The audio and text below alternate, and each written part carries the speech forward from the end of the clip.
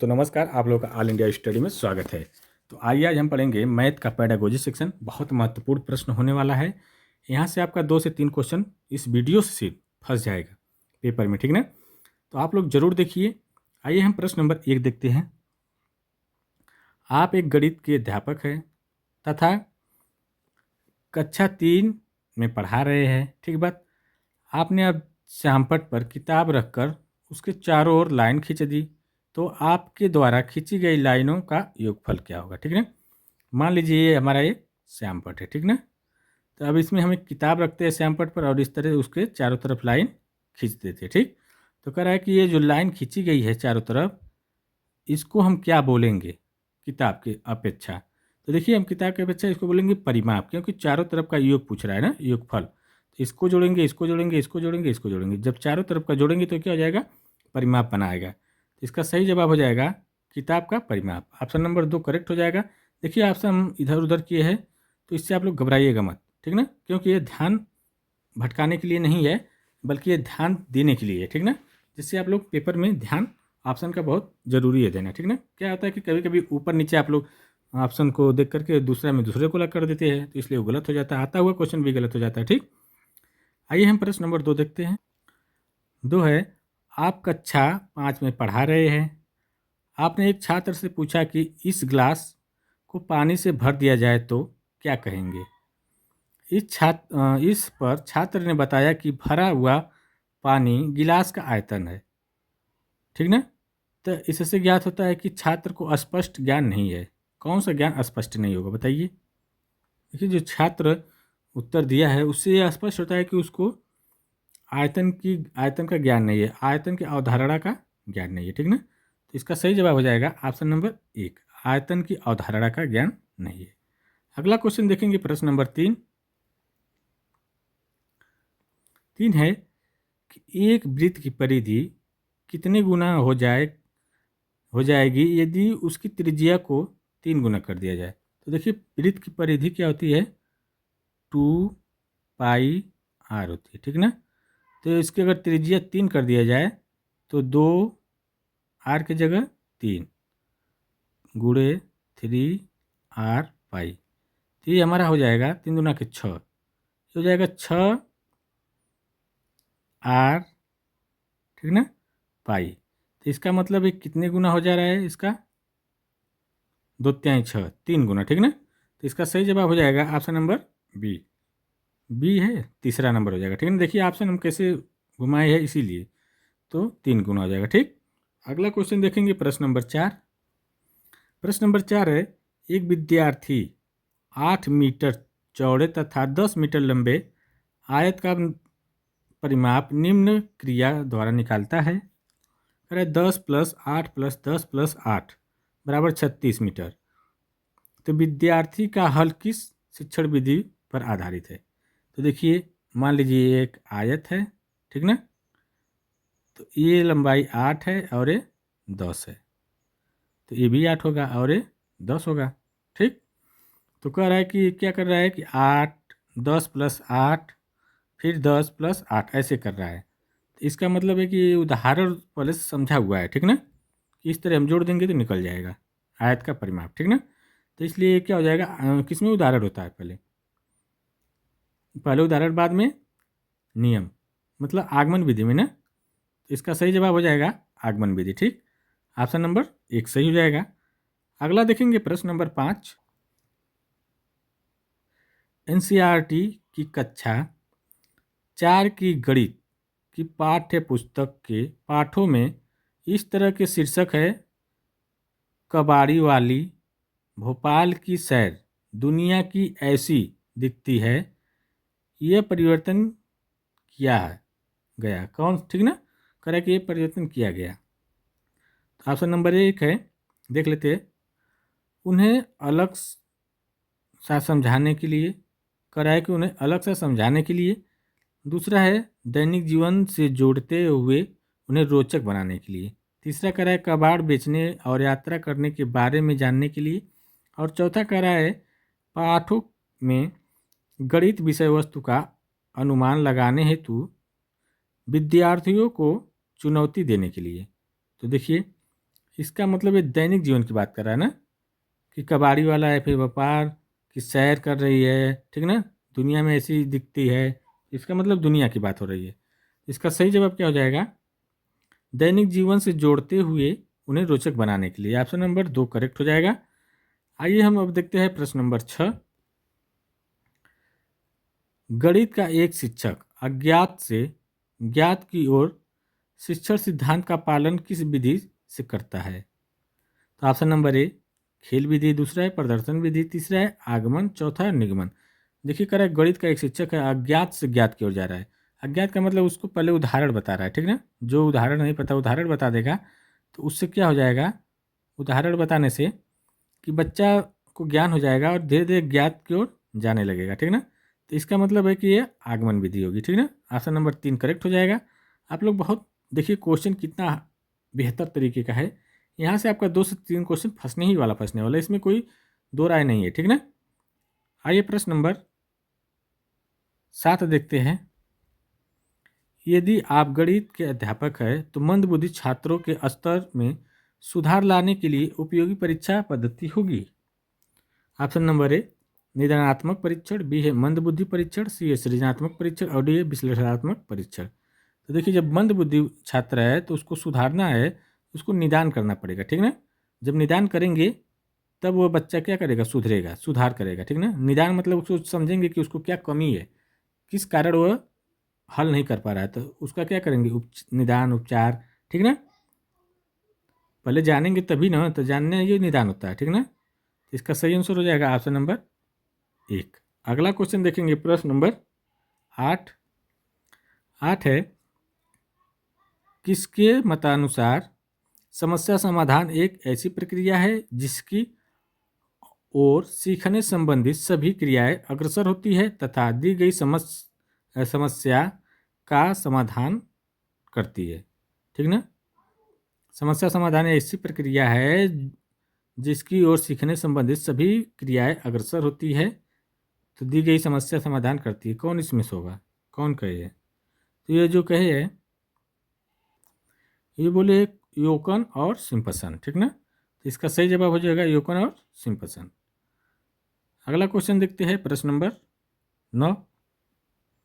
9 है यदि किन्हीं दो समांतर रेखाओं को में से कौन सा कथन असत्य होगा? कोई तिर्यक रेखा काटे तो निम्न। ऑप्शन नंबर 1 एकांतर कोण बराबर होंगे। अगर दो समांतर रेखा है, मान लो दो समांतर रेखा, ठीक ना, उसके एक तिर्यक रेखा काट रही है, ठीक, यही कह रहा है ना कि जब तिर्यक रेखा काट रही है तो कह रहा है कि कौन इसमें सही हो, असत्य होगा, ठीक ना। एक एकांतर कोण बराबर होंगे, बात सही है। एकांतर कोण क्या होते हैं, बराबर होते हैं। एकांतर कोण का मतलब जैसे कि इसका उल्टा, जैसे ये कोण और ये कोण आपस में बराबर हो जाएंगे, ठीक ना। तो ये बात तो सही है। हर्बर्ट, हर्बर्ट क्या है, ये भी नहीं होगा। हर्बर्ट कहाँ से आ गया भाई, इसको हटाइए। ऑप्शन कैसे कैसे होता है, हर्बर्ट नहीं होगा। हर्बर्ट ऑप्शन 2 एक ही कहाँ से जाएगा, तो हर्बर्ट वहाँ थे ना, ठीक है। देखते हैं क्वेश्चन बना देते हैं फिर से। तिर्यक रेखा काट रही है और ये एकांतर कोण और एकांतर कोण इसी बोलते हैं, ठीक ना। तो ये एकांतर कोण आपस में बराबर होंगे, ये बात तो सही है।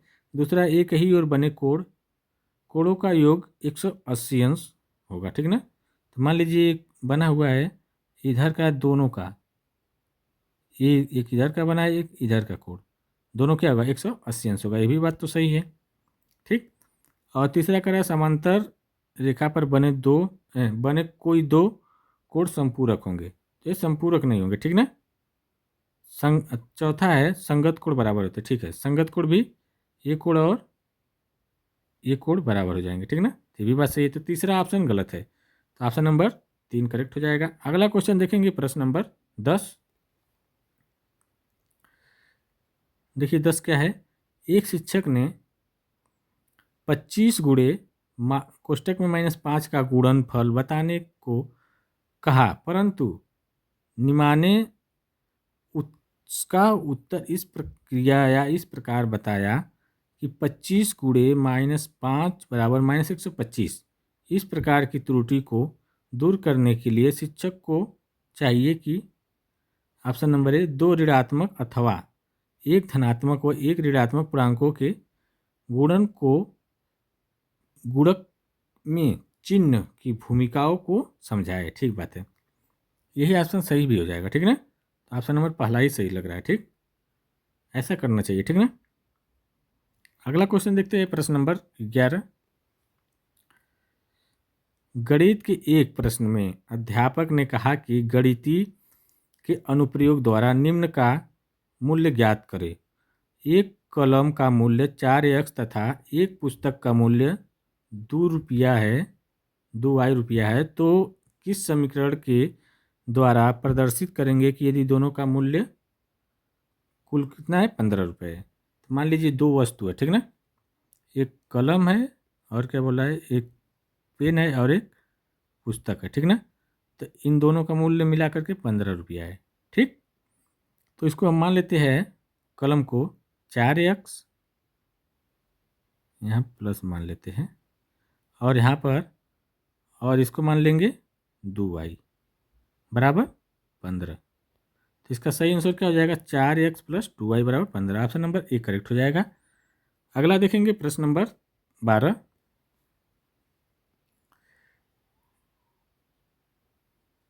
है गणित किट निर्मित करने वाली संस्था का नाम है। जो गणित किट निर्मित करती है, बनाती है, उस संस्था कौन है? तो देखिए ऑप्शन नंबर ए है राजस्थान राज्य शैक्षिक अनुसंधान एवं प्रशिक्षण संस्थान जयपुर, दूसरा है काजरी जोधपुर, तीसरा है डाइट, चौथा है एनसीआरटी दिल्ली। ठीक ना, तो ये जो बनाती है, निर्मित करती है राजस्थान राज्य शैक्षिक अनुसंधान एवं प्रशिक्षण संस्थान जयपुर। ठीक ना, तो इसका सही जवाब ऑप्शन नंबर 1 हो जाएगा। अगला क्वेश्चन देखेंगे, प्रश्न नंबर 13 देखते हैं। योजना एक उद्देश्यपूर्ण क्रिया है जिसे मन लगाकर सामाजिक वातावरण में पूरा किया जाता है। गणित शिक्षण की योजना विधि की युक्त परिभाषा निम्न में से किसने दी? तो बताइए, ये जो परिभाषा दी है, योजना एक उद्देश्यपूर्ण प्रक्रिया है, तो ये जो दी है किलपैट्रिक ने। इसका सही जवाब हो जाएगा ऑप्शन नंबर सी, किलपैट्रिक। अगला क्वेश्चन देखेंगे, प्रश्न नंबर 14 देखते हैं। राधा से एक शिक्षक ने कहा 13 गुणे 5 का गुणनफल कितना होगा? राधा ने उत्तर दिया कि 55 होगा, किंतु अध्यापक ने यह कहा लिख कर दिखाओ, तो उसने उत्तर सही लिख दिया। इससे स्पष्ट होता है कि उसे चाहिए कि ऑप्शन नंबर ए, शिक्षक को अधिक से अधिक गणित के प्रश्न हल करवाने चाहिए। दूसरा है राधा से लिखित कार्य ही करवाए जाए। ठीक ना, तीसरा है उससे बोर्ड पर प्रश्न हल करवाए जाए। चौथा कह रहा है उसे संख्याओं का ज्ञान करवाया जाए तथा पहाड़ों को कंठस्थ करवाया जाए। तो देखिए इसका मतलब है संख्याओं का ज्ञान जरूरी है। ठीक ना, उसको संख्याओं का ज्ञान करवाना जरूरी है। तो इसका सही जवाब हो जाएगा ऑप्शन नंबर 4। देखिए कंठस्थ नहीं मतलब समझाने वाली बात होगी। ठीक ना, समझाया जाए, समझाने की बात कर रहा है। ठीक ना, अगला क्वेश्चन देखेंगे, प्रश्न नंबर 15। विद्यार्थी एक वर्ग और आयतन में विभेद करता है जब उसे ऑप्शन नंबर 1 दोनों की समानता तथा असमानता का ज्ञान हो, दूसरा है दोनों को देखते ही परिभाषा कर सके, तीसरा है दोनों को देखते ही चित्र बना सके, चौथा उपरोक्त सभी। तो देखिए क्या होगा, दोनों की समानता और असमानता का ज्ञान हो तभी कर पाएगा। ठीक है, वर्ग और आयत में विभेद। तो ऑप्शन नंबर 1 करेक्ट हो जाएगा। अगला क्वेश्चन देखेंगे, प्रश्न नंबर 16। किसके अनुसार गणित की उन्नति के साथ देश की उन्नति का घनिष्ठ संबंध है? तो बताइए। तो ये जो है आर्यभट्ट है नहीं, नेपोलियन। ठीक है ना, देश की उन्नति का घनिष्ठ संबंध नेपोलियन के साथ है। ठीक है ना, तो ऑप्शन नंबर 3 हो जाएगा। अगला देखेंगे, प्रश्न नंबर 16 हो गया। प्रश्न नंबर 17 देखते हैं। आइए प्रश्न नंबर 17 देखते हैं। कह रहा है कि 1000 का 10% वार्षिक ब्याज की दर से एक वर्ष के साधारण और चक्रवृद्धि ब्याज में संबंध। तो देखिए इसमें क्या होगा ना कि एक ही वर्ष का पूछ रहा है।